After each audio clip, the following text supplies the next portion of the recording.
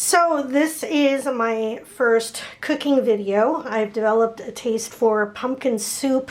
There have been a couple of restaurants here in China, Element Fresh and Molly Malone's, where I found out about pumpkin soup. It was actually the first time it was at Element Fresh.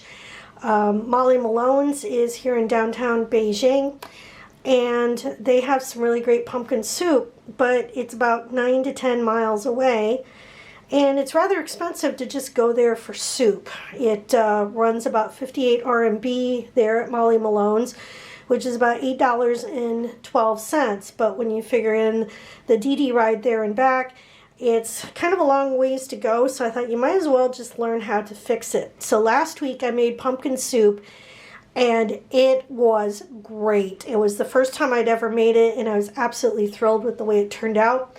So I thought I'm going to make it again, and I'm going to videotape it this time, but this time I'm going to use 2 pumpkins because the soup was so good. I want to make sure I have plenty left over.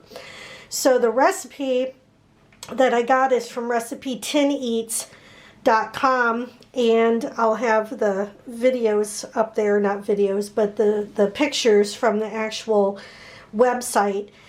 And they were kind of vague on the amount of seasoning. So the seasonings I'm going to give you are based on just 1 pumpkin, and I believe this is called a chestnut pumpkin. If you use the regular jack-o'-lantern pumpkins, it won't taste as good, I guess. They're not as edible as these smaller pumpkins are, so I would use something along these lines. But from what I remember, I just kind of threw the seasonings into the pot. But if you want measurements to go by, I would say maybe a teaspoon or half a teaspoon of salt, a teaspoon of black pepper, and a teaspoon of red pepper. That's what I would use to start with. You can always add more if you want to. For the chicken broth, this is what I've used. This comes in cans, and it also comes, I believe, as a liquid broth. But for 1 pumpkin, I would use about 3 to 5 cups of water, and then use a tablespoon of broth for each cup that you use. I don't know if you can see that or not, but it's basically powdered chicken broth. I would use that to start with. And you do have to peel the pumpkins because you're going to be pureeing them after you've boiled them for about 15 minutes. You want to cut small enough chunks of pumpkins so they're easy to peel, because you don't want the skin on them when you actually puree the pumpkin. So I'm going to start doing that now. So as you can see, I've got both pumpkins chopped up. I've got my 6 cups of water and my bouillon, pepper, cayenne pepper, salt, and onion in there, and I'm in the process of chopping up a bit of garlic. I don't know if these are considered cloves of garlic, or if this thing over here is considered a clove of garlic, but I would add about 3 to 5 of these guys if you're cooking with 2 pumpkins, maybe 3 if you're just doing 1 pumpkin. I've got 2 pumpkins in there, so I've got about 4, I guess. But I'm going to peel these and throw these in, and then let everything simmer for 15 minutes. So I'm going to add the milk right now. You don't have to add it if you don't want to, but if you want it to be kind of creamy, you can add milk.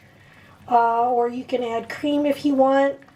If you're doing 1 pumpkin, I would do maybe a half cup of milk. But since I'm doing 2 pumpkins, I'm going to do a full cup of milk.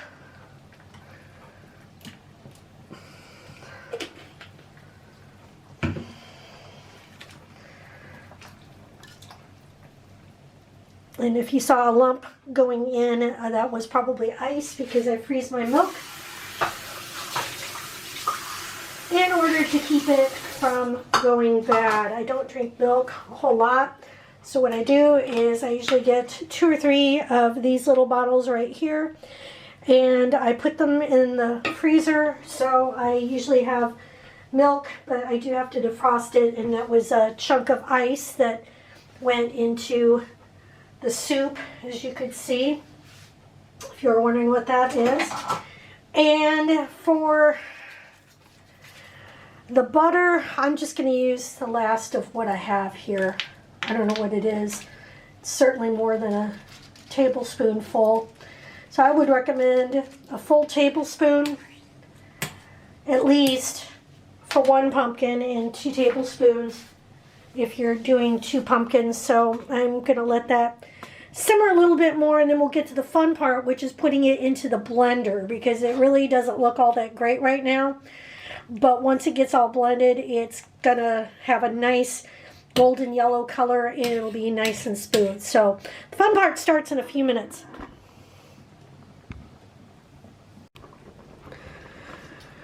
So what I did, since I like thick soup, is I bailed out some of the broth before putting it all into the blender.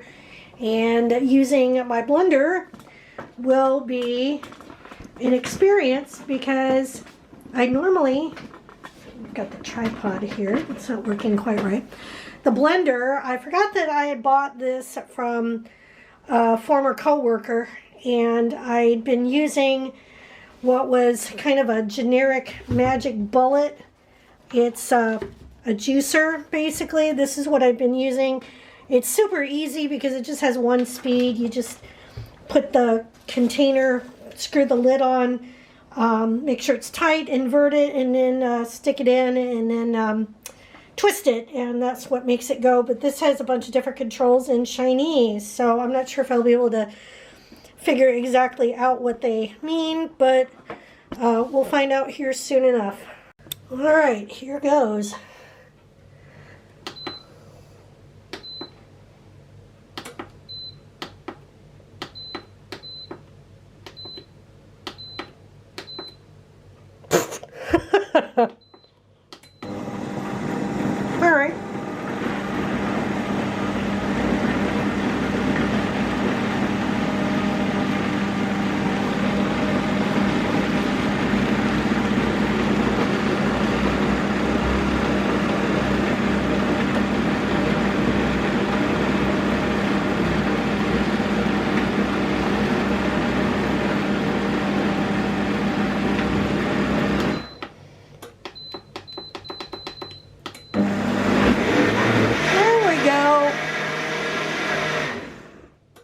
All right. That's a little bit more what I was thinking of here.